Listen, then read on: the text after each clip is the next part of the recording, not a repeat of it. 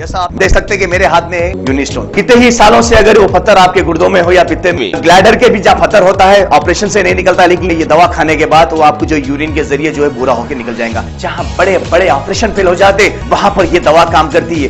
गुर्दे और पित्ते की पथरी ये प्रोडक्ट से गल जाती है, फिर दोबारा पथरी फॉर्म होने नहीं देती और इसमें कोई साइड इफेक्ट भी नहीं है। मेरे को पित्ते में कंकर आ गया था, मैडम दवा दी और मैं अच्छी हो गई। कॉन्टैक्ट 9703939436 R&S यूनानी pharmacy, first floor opposite Canara bank, Bahadurpura, x road, Hyderabad.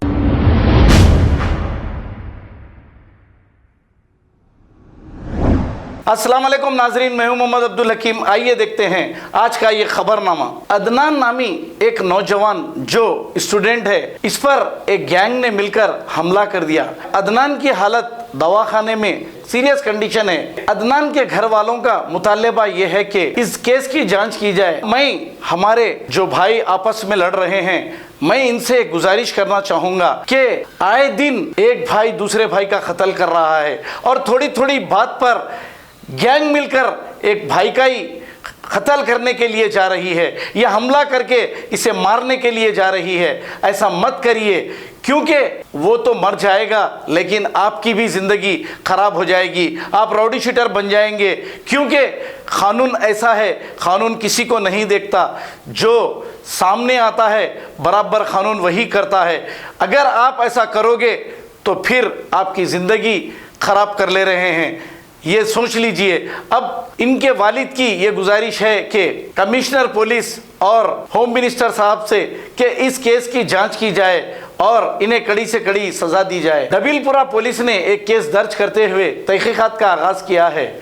आइए देखते हैं ये रिपोर्ट।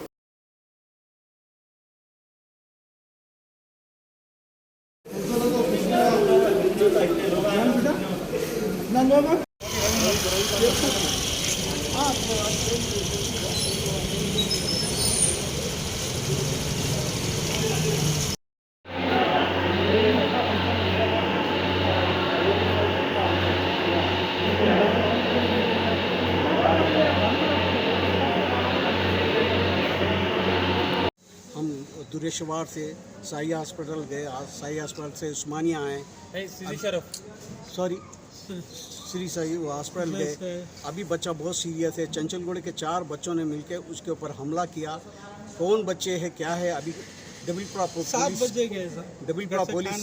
कर रही है अपना काम। हम कमिश्नर पुलिस और तेलंगाना के सीएम साहब से और हमारे होम मिनिस्टर साहब से पहले भी कभी हमला करे थे। नहीं, ऐसा कोई हमला नहीं है, कोई हमला नहीं है। स्टूडेंट बच्चा था, क्या आपस में इतनी क्या खुशमत थी नहीं मालूम।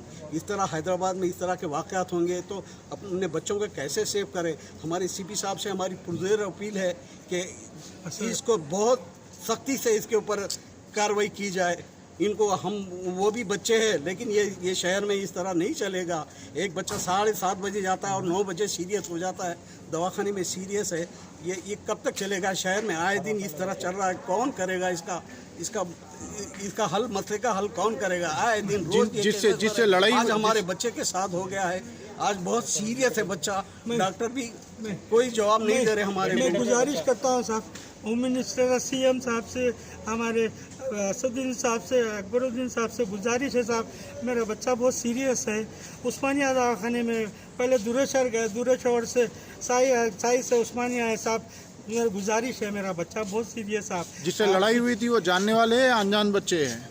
नहीं पहचानता हूँ साहब मैं, अभी वो कुछ मेरे को मालूम नहीं है, मगर लोगों से मालूम है। फरतनगर से चंचलगुड़े को क्यों गए वहाँ पे? नहीं साहब, ये दोस्त है, वो दोस्तों के साथ बच्चा ही बता सकता। जब होश में आएगा तो बच्चा बताएगा। चंद उसके दोस्तों की तरफ से पुलिस इन्वेस्टिगेशन कर रही है। बच्चों ने बयान दिया कौन कौन बच्चे थे, उनको पुलिस अभी अरेस्ट कर रही है। पुलिस अरेस्ट हुई है ना अभी? पुलिस दबिलपुरा PS पे लेके आए हैं, अभी वो कार्रवाई कर रही है। हम भी पूरी तरह नहीं बता सकते कुछ भी, हम सिर्फ दवाखाने में परेशान हाल है।